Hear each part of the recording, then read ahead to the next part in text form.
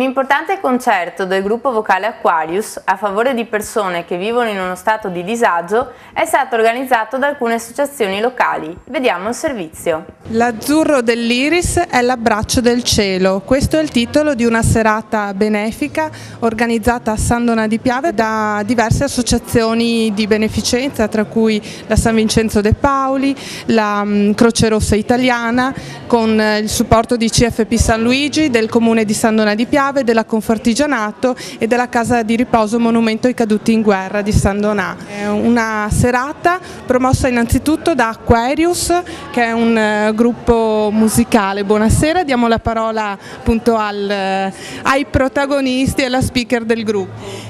Noi siamo uniti in associazione culturale e abbiamo pensato di proporci per vedere di tener fede ad un principio nato anni fa tra di noi, quando ci siamo uniti per raccogliere fondi per l'Hospice, la via di Natale di Aviano, e quindi abbiamo voluto rinnovare questo nostro proposito, questo nostro intento e dare voce ad un aiuto. Quindi eccoci qui stasera, abbiamo contattato Gabriella Mauro che ci ha fatto da tramite e la macchina è partita e questo è il risultato.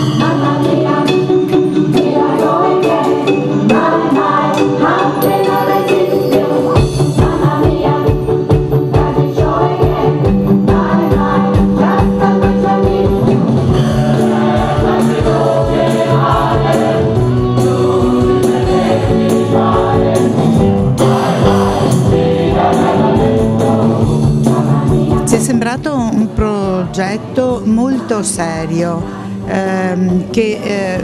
finalizzato alle persone sofferenti. Noi come San Vincenzo andiamo ad alleviare le sofferenze di persone che sono ricoverate nella casa di riposo e per questo noi ci facciamo anche carico di questo evento. Diamo ora la parola alla rappresentante, alla madre del CFP San Luigi. Anche voi sempre a supportare queste serate di beneficenza? Sì, perché mi sembra il Vangelo messo in pratica, laddove il Signore dice: quello che avete fatto ai più piccoli l'avete fatto a me. E chi c'è di più piccolo di quelli che hanno la sofferenza? E sono per me i parafulmini della società.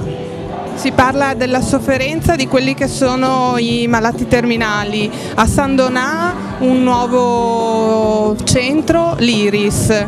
Il centro Iris a San Donà è un centro per appunto hospice malati terminali che non c'era a San Donà, è aperto dal 18 di novembre del 2010, è un modo per stare vicino alle persone che soffrono. Io devo solo ringraziare le associazioni perché grazie a loro questo fardello, che non è facile da portare, viene condiviso con delle altre persone che danno il loro contributo, il loro aiuto, e per questo posso solo ringraziare. Grazie. La Croce Rossa è conosciuta da tutti, quindi io non starò a illustrare niente. Per noi c'è un motto: nel mondo per il mondo, anche nel nostro piccolo oggi partecipiamo al mondo.